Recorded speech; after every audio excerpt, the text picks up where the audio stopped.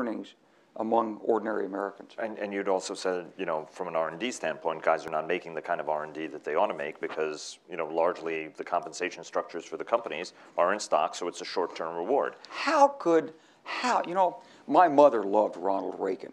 When she would watch him on General Electric Theater, she'd say, in the 50s, she'd say, "Oh, Ronald Reagan is so wonderful." He'd come on in a cameo, he would say, "At GE, progress is our most important product."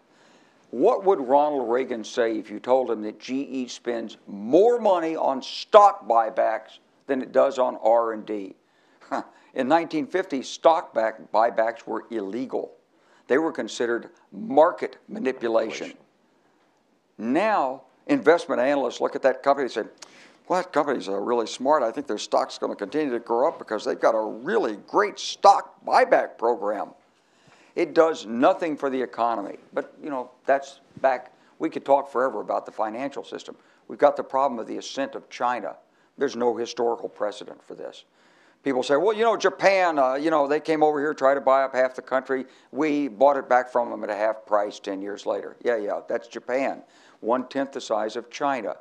They say Germany. Well, Germany never had the scale to challenge the rest of the world like China could have. They say Russia, the Soviet Union. They weren't connected into the global economy.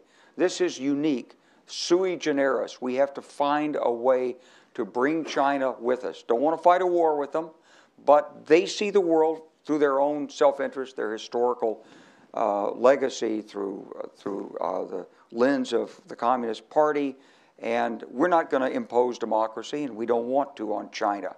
They have to choose their own system of government, but we have to help them understand that their self-interest is best served if they move into the international structure that we helped build at the end of World War II, rather than destroy it and try to create a China-centric structure. Which fed their own economic growth, right? Yeah. That stability is what was the central feature of their... Exactly. And then, you know, and then there's climate change.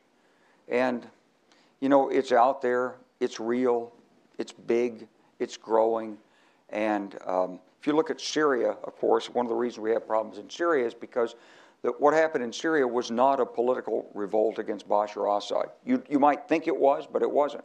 It was 600,000 farmers who'd been dispossessed off their land. They couldn't grow crops. They couldn't make a living because Assad's agricultural reform had taken away their water.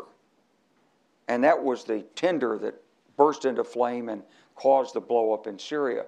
It's climate change, and it's